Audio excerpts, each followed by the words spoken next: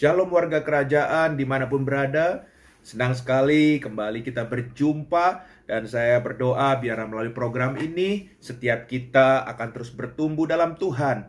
Masih dalam minggu berbicara soal keluarga. Hari ini saya akan berbicara tentang keuangan keluarga. Haleluya, haleluya. Kenapa saya ingin membahas soal keuangan keluarga? Karena saudara terkasih dalam Tuhan, hari-hari ini ya tidak bisa dipungkiri bahwa dari survei bahwa banyak sekali pertikaian dalam rumah tangga itu semuanya dikarenakan masalah uang. Wow, haleluya, haleluya. Ya, karena uang, kalau kurang uang bisa menimbulkan pertengkaran. Tapi saudara, kelebihan uang pun bisa menimbulkan pertengkaran.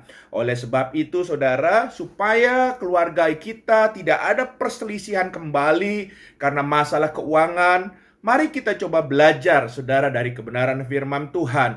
Ada beberapa hal yang kita harus belajar dari kebenaran firman Tuhan. Dan yang pertama saya ambil dari Amsal pasal 11 ayat yang ke-24. Dikatakan ya, ada yang menyebar harta tetapi bertambah kaya.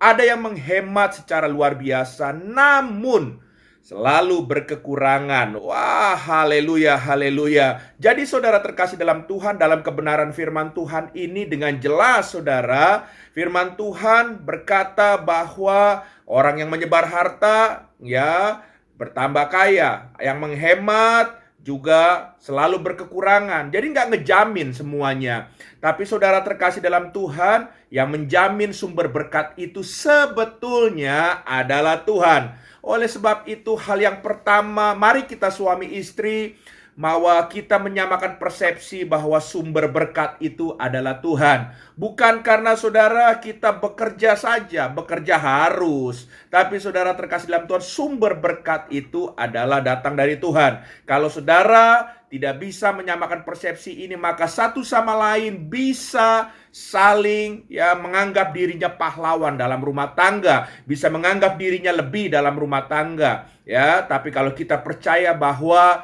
ya sumber berkat itu adalah Tuhan, mungkin satu ketika istri kita penghasilan lebih tinggi dari kita, istri juga tidak akan sombong. Dan seorang suami juga saudara terkasih dalam Tuhan bisa terus memotivasi dirinya untuk bisa lebih maju dan lebih maju lagi. Ya, jadi poin yang pertama, mari kita menyamakan persepsi bahwa Tuhan adalah sumber berkat. Yang kedua, saudara, saya ambil dari Amsal pasal 20 ayat yang ke-13. Dikatakan, janganlah menyukai tidur supaya tidak jatuh miskin. Bukalah matamu dan engkau akan makan sampai kenyang. Wah, haleluya. Dengan jelas saudara, poin kedua ini mengajarkan kita, hei suami istri, mari hidup kita rajin. Jangan ada kemalasan lagi saudara ya, sebab waktu saudara malas-malasan itu adalah sumber dari pertikaian ya. Dengan kata lain, kemalasan adalah jalan tercepat menuju kemiskinan. Apabila saudara malas, maka saudara terkasih dalam Tuhan, pintu berkat itu akan tertutup.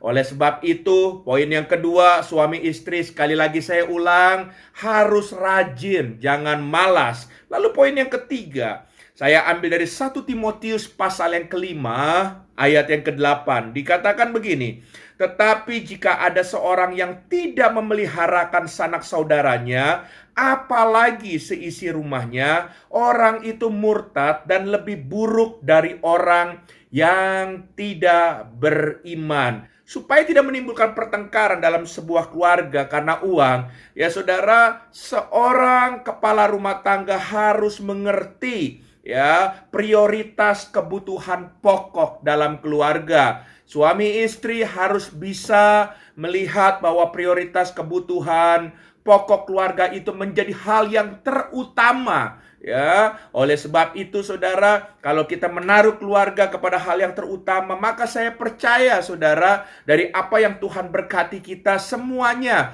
akan tercukupi ya. Jadi jangan yang lain-lain dulu, keluarga di nomor sekian kan. Saya banyak ketemu orang, ada saudara yang mengedepankan menolong orang ya, ada juga saudara yang mengedepankan hobinya tapi keluarganya ditelantarkan, dan ini tidak sehat. Sehingga saya mau katakan untuk poin yang ketiga ini, menjadikan kebutuhan pokok keluarga sebagai prioritas. Hal yang keempat, ini baru saudara ya. Dalam Amsal pasal 22 ayat yang ke-9 dikatakan, orang yang baik hati akan diberkati, karena ia membagi rezekinya dengan si miskin. Baru setelah poin yang ketiga, keluarga kita menjadi prioritas. Baru kalau kita ada lebih, saudara harus jadi orang yang baik hati atau murah hati. Dengan apa? Bisa membantu sesama kita yang betul-betul membutuhkan.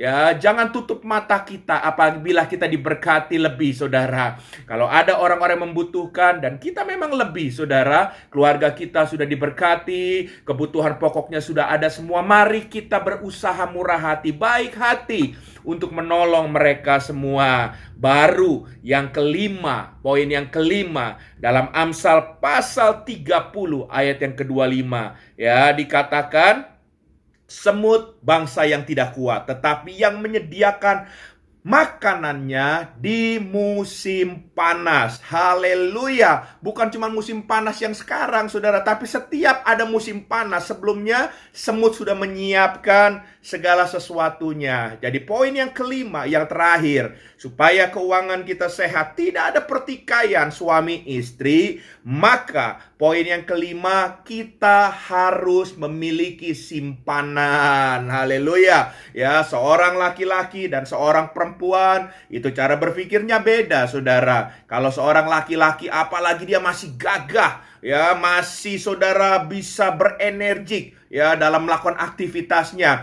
mereka kadang-kadang saudara berpikir, sudah, bagaimana besok aja, saudara. Tapi beda sama perempuan, saudara. Seorang perempuan akan merasa nyaman kalau dia ada simpanan. Bukan berarti dia nggak percaya Tuhan, tapi saudara, dia percaya Tuhan, dan kalau dia melihat ada simpanan untuk dia dan anak-anak, untuk masa depannya, dia pasti hidupnya akan lebih nyaman. Oleh sebab itu, mari saudara terkasih dalam Tuhan, saya mengajak, jangan sampai ada pertikaian dalam keluarga kita lagi. Perhatikan 5 hal ini. Yang pertama, mari kita samakan persepsi bahwa sumber berkat itu datang dari Tuhan. Yang kedua, hidup harus rajin. Yang ketiga, menjadikan keluarga sebagai prioritas. Yang keempat, murah hati, menolong sesama. Dan yang kelima, punya simpanan uang. Izinkan saya berdoa buat saudara. Bapa yang baik, kami bersyukur melalui kebenaran firman Tuhan, Engkau membukakan hal-hal yang luar biasa. Dan biarlah melalui perenungan saat ini Tuhan, kalau ada saat ini Tuhan kami yang salah dalam mengelola keuangan kami minta ampun. Dan melalui kebenaran firman Tuhan ini, biarlah Tuhan Roh Kudus yang menuntun kami, memberikan kami hikmat, sehingga kami bisa mengatur, mengelola keuangan keluarga kami, sehingga keluarga kami akan dipercayakan lebih lagi pada saat kami setia dari perkara kecil. Terima kasih Tuhan, Kau memberkati setiap kami yang mendengar. Tingkap langit-Mu terbuka dan berkat Tuhan yang terbaik dari Tuhan dicurahkan. Terpujilah nama-Mu Tuhan. Dalam nama Yesus kami telah berdoa dan bersyukur kepada Tuhan. Haleluya. Sama-sama katakan amin.